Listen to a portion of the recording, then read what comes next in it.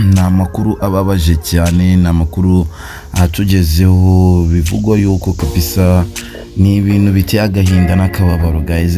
Rero mwebwe mukurikirana imwe mu nkuru tubagezaho kuri The Truth Inside, nongeye kukuramutsa aho uherereye hose, waba uherereye muri Leta Zunze za Amerika cyangwa se uherereye muri Aziya ndetse no muri Europe, no muri Afrika no muri East Africa mwese. Nkomeje rero ko baragize Imana ikomeze kubarinda, dore ko mu mpera z'umwaka ibibazo byakomeje kuba ibibazo, impanuka zakomeje kuba impanuka, impfu hirya no hino. Ubona yuko hari abantu bagenda bata ubuzima cyangwa se ubuzima bwabo burangirira aho ngaho batarangije umwaka. Hagati aho ngaho mboneyeho gushimira abantu mwakoze subscribe kuri The Truth Inside n'abadusigira ubutumwa hasi.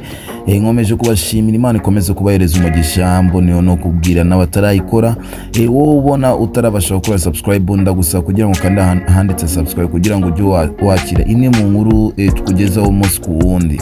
N'ahandi rero niho uzaza usanga amakuru yose avugwa hirya no hino, cyangwa se ayo utabasha kuhita umenya mu kanya nk'ako guhumbya. N'ahandi ni kuri The Truth Inside, nkubwira ko uba uri kumwe n'uwo musore wanyu ariwe Bahati Chris n'ibisanzwe.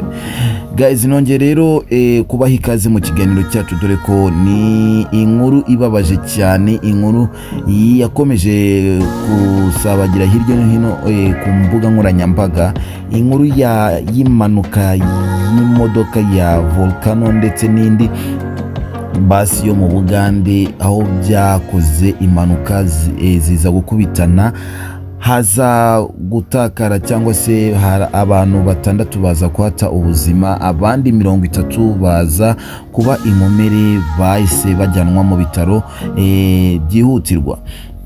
Ni inkuru yakomeje gushigura abantu benshi imitima, dore ko impanuka mu mpera z'umwaka, dore nk'uko byakunzwe kuvugwaho ko impanuka ziyongera zikaba nyinshi cyane hirya no hino mu Rwanda ndetse no hirya no hanze yo mu Rwanda.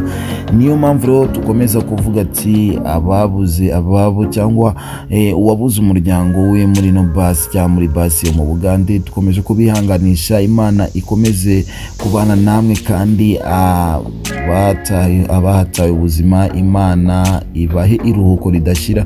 Nicyo nabifuriza, dore ko aheza ni mu ijuru, nicyo nabanza kukubwira. Rero iyi ni impanuka yabaye ibera mu Bugande ku muhanda ugana Masaka ugana mu Rwanda, nibwo hahise haba iyi mpanuka, dore ko abantu benshi basavuga koko impanuka mu mpera z'umwaka wagira ngo ni ibitambo abantu baba batambwe, kuko ntabwo biba byoroshye bitewe n'ukuntu abaturage bari batuye aho ngaho, uburyo babivugaga ko imodoka zose nta muvuduko mwinshi cyane zari zifite, usibye yuko nyine ni ikiba cyashatse kuba ko impanuka yaba. Rero iyi basi yarimo kuva muri Uganda yerekeza mu Rwanda, ubwo yahuraga n'ingi rero bikaza gukora impanuka. Bamwe mu bagenzi bari muri iyo basi ya VOLCANO, 6 bahasize ubuzima, abandi 30 baza kuba ibikomere, banyarukirizwa kwa muganga.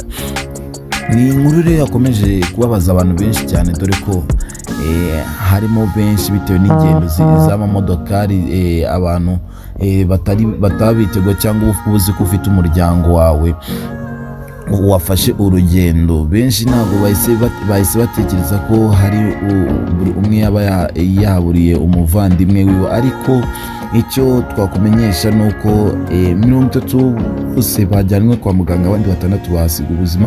Ndetse no muri basi yo mu bagenzi ba Uganda, amakuru tugeraho nuko hari harimo abantu bagera kuri 3 bahise bahata ubuzima, abandi nabo usibye yuko bamerewe nabi, barembye cyane. Rero ni ikintu kibabaje abantu benshi cyane, niyo mpamvu musaba kugira ngo ujye dusigira ubutumwa hasi, ntugataruke video utashizeho rest in peace cyangwa se utifurije uwabuze umuryango we gukomeza kwihangana. Iyi nkuru rero nubwo yatugeragaho rero mu gicamunsi cy'umunsi w'ejo hashize, nubwo tutahise tuyikugezaho mu kanya nk'akugumbye, ariko nicyo tubereyeho kugira ngo tuhite tukugezaho inkuru umunsi ku wundi cyangwa umunota ku wundi. N'ahandi rero uzaza uvana inkuru kuri The Truth Inside. Nkomeje namwe rero muherereye hirya no hino kubihanganisha yuko dore ko biba bigoye kubyakira, n'ibintu biteye agahinda. Imana ikomeze kubakira kandi abasigaye, kandi Imana ikomeze kubarindisha imbaraga zayo mu sozo y'umwaka wa 2022 ari amahoro kandi n'umugisha n'ineza. Mwinjire mu mwaka wa 2023 ari umwaka w'umugisha. Imana ikomeze kuturinda kandi buri wese azabugiremo umugisha. N'ahandi rero ni kuri The Truth Inside, nkuko nkomeje kubikubwira ko dore ko haje kugaragara comment zigiye zitandukanye, abantu bakomeza kuvuga ati Imana mana yanjye, se uyu mwaka udutwaye abantu benshi cyane. Ni ibintu biteye agahinda cyane iyo urebye mugenzi wawe akubwira yuko yahise agira ibyago, ukibaza ese biri kuva birimo kwerekeza he, ko bisa nkaho wagira ngo turi mu bihe bya nyuma. Ni ibintu rero byakomeje gutera abantu ubwoba cyane, dore ko uyu mwaka udutwaye abantu benshi, udutwaye abantu twakundaraga cyane, abantu ibyamamare, abantu basanzwe, abana ndetse n'abagore ndetse n'abagabo, dore ko n'umwaka wakomeje kuvugwaho cyane ko hitabyemo abantu benshi batari bakeya. Rero n'ahandi rero naho ngaho abandi mukomeze gusenga kandi Imana ikomeze kubana namwe.